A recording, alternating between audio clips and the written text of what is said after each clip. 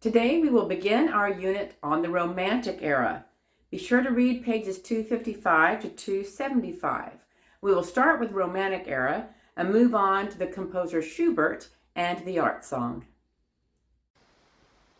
Starting on page 255, you will read information about Romanticism and the Romantic Era, which lasted between 1820 and 1900. To help put things into context, the Houses of Parliament in London were built during the Romantic Era. Another famous structure of the Romantic Era, right in the middle of downtown New York City, is the Trinity Church. And this is a picture of the outside and inside of this church. It was also a focus of during the movie National Treasure, where they went into all these catacombs underneath the church, and we're finding all these labyrinth of places to go and find national treasure. So as you can see, all the skyscrapers around it, they've built all these skyscrapers all around this church. But right there in the center is this cozy little Romantic Era church, which is just beautiful.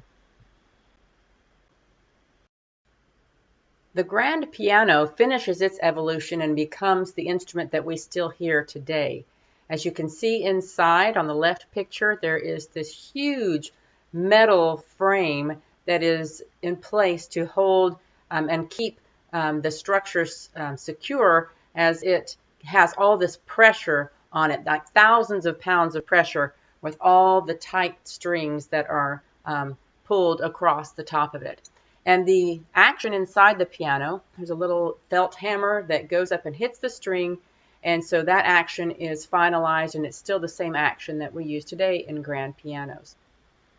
And the piano became a very important instrument during the Romantic Era, not only as an accompaniment instrument for the singers and soloists, that especially in the art song, but also in its own right. The piano music just blossomed during the Romantic Era, and there is just a lot of it. Starting on page 261, you will read about Romanticism in music. Here are the important things that you need to know. Number one, during the Romantic Era, there's an emphasis on self-expression and individuality of style. They don't want their music to sound like everyone else's music. Nationalism was expressed by using folk songs, dances, legends, and history of their homelands. Again, they didn't want all the music to sound like it came from Vienna or Venice or Germany. They wanted it to sound like their own countries. Composers drew on Asian and Arabian musical styles. So transportation was more easily accessible, and composers could go and visit different countries, and they could have other people coming into where they were living from other countries, and they would hear the influences of music from all around the world, and they wanted to incorporate that into their music. Program music was instrumental music that was associated with a story, poem, or nature scene. So they did not have a text or a libretto that was going on. There were no words being sung or said, but the music told a story, similar to Vivaldi when he would have the story of spring or winter or autumn. Now program music is telling a whole story through just the music, or it could be, again, creating a picture without the canvas. Orchestras are larger, with close to 100 musicians, and they are using all the modern brass, woodwind, percussion, and string instruments. So the orchestras are huge, and all the instruments are now in their state that we still use them today. As I mentioned earlier, the piano is the favorite instrument of the Romantic Era. The abilities of the piano have really grown, and it has such great dynamic abilities. You can have the ability to play very soft and very loud with crescendos and diminuendos, and it's such an expressive instrument.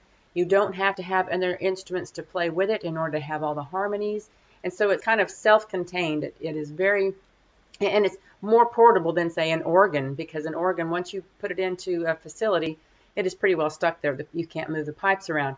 So the piano really becomes very popular. Dynamic ranges are all expanded to fortissimo and pianissimo, with crescendos and diminuendos used more frequently. So you will hear a larger dynamic contrast. Pitch ranges are also more extreme. They're really pushing the limits of the instruments and of singers, so that you really have super high pitches and super low pitches. They're wanting to expand all of the different ranges of pitches. And compositions become shorter. They can be 1 minute long, and they also become longer. They could be several hours long. And so you have the little miniatures and those that you're going to be going and staying for the entire evening. And so quite a range of time frames in the music. On page 264, you begin to read about how the composer is affected by changes that are happening in the Romantic era. First of all, the tiny princely states are abolished, and because of the wars in Europe, aristocrats can no longer afford their private opera houses and orchestras. And the Industrial Revolution increases the prosperity of the middle class. As a result, the composers wrote primarily for middle-class audiences. They're no longer writing for the nobility and the aristocracy. That's not where the new money is. That's not where the money is that people want to spend. The money is with the middle class.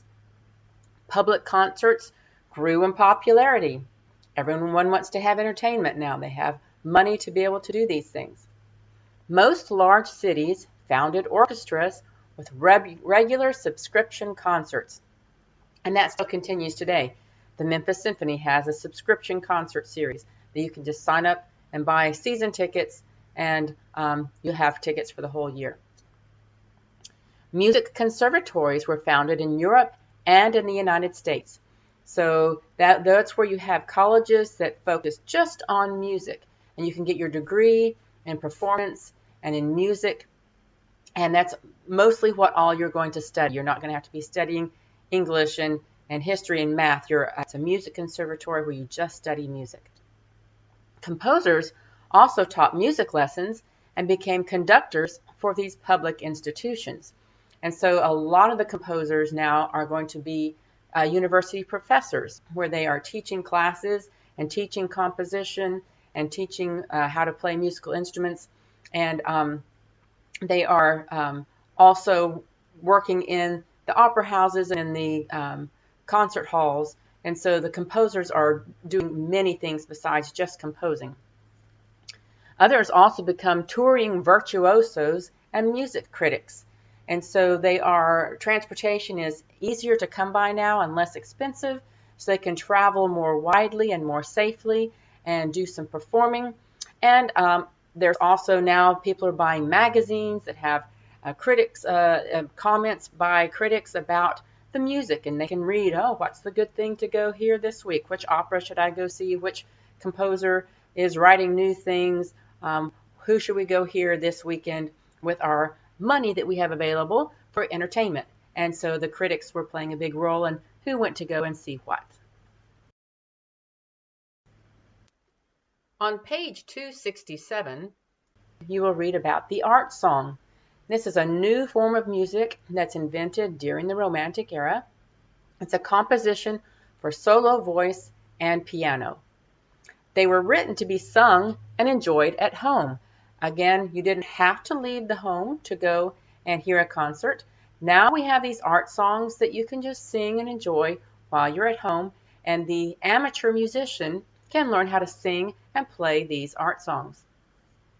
Schubert is one of the earliest composers of the art song, and we're going to learn about him now.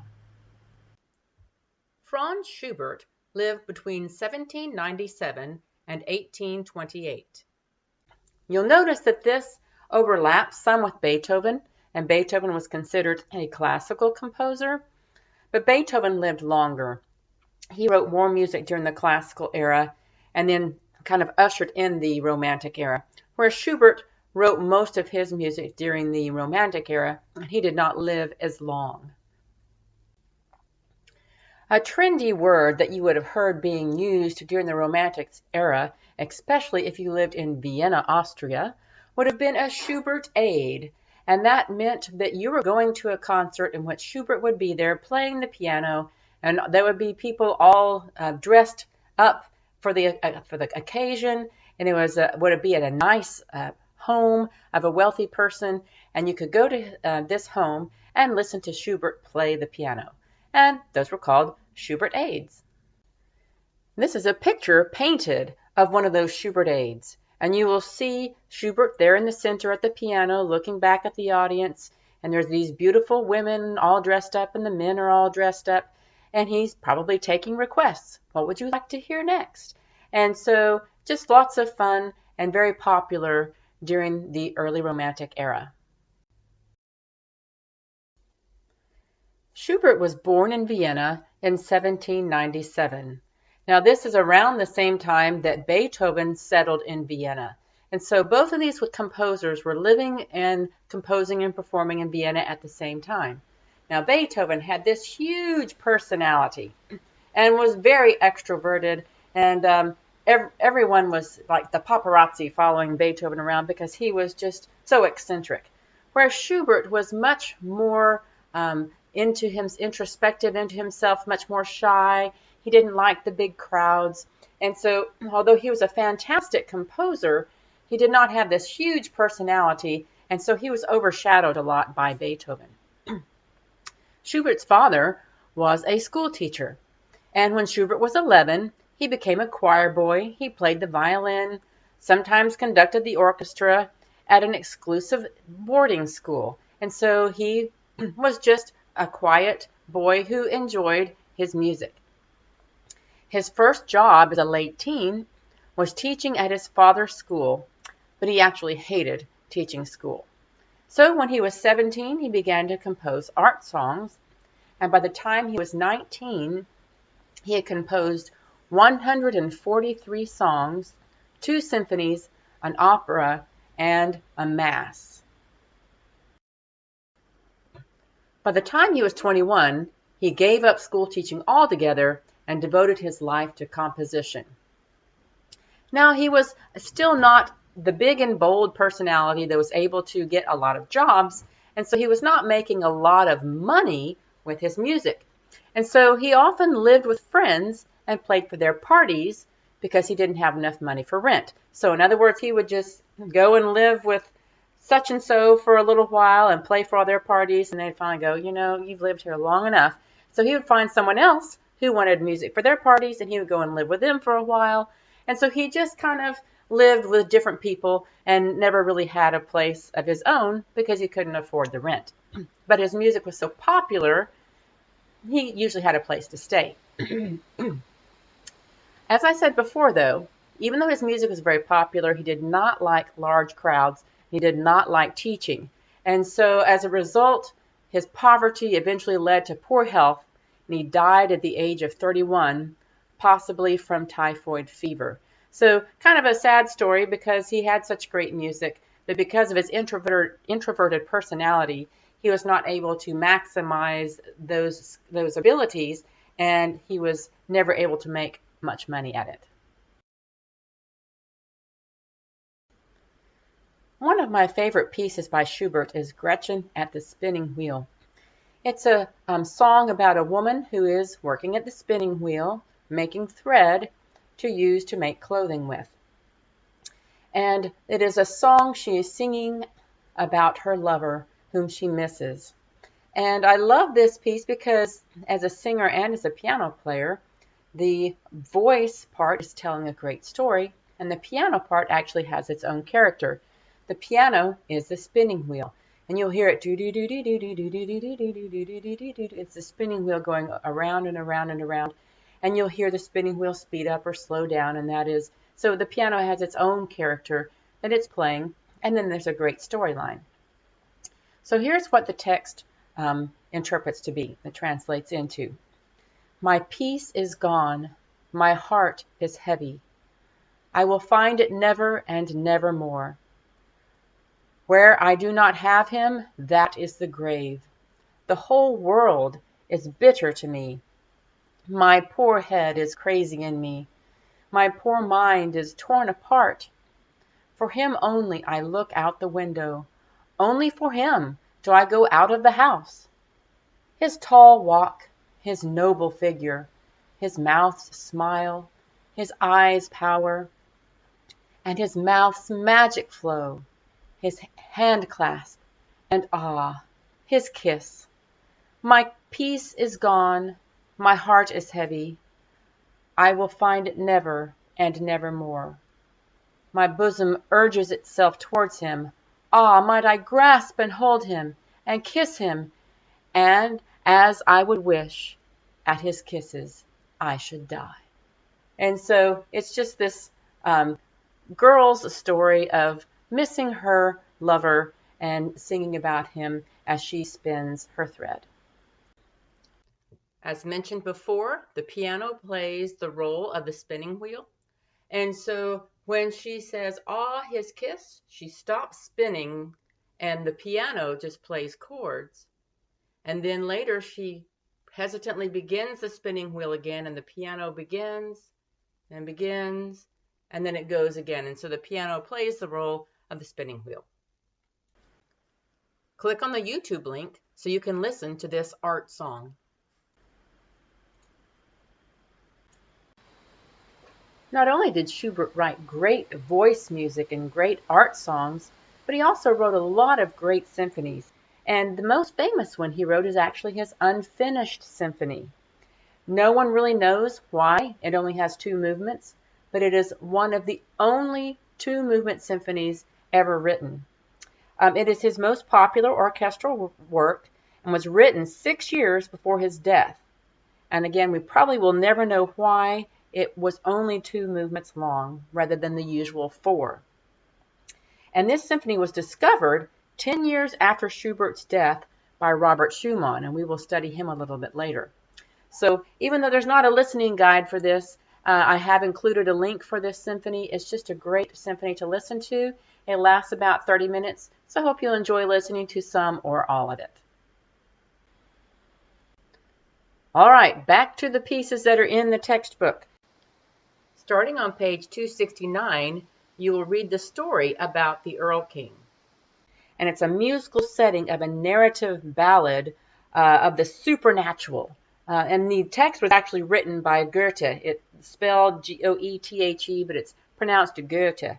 And he was a very famous poet during this time that lots of people liked to put music to his texts. Again, one of the reasons I really love this piece is because the piano is its own character.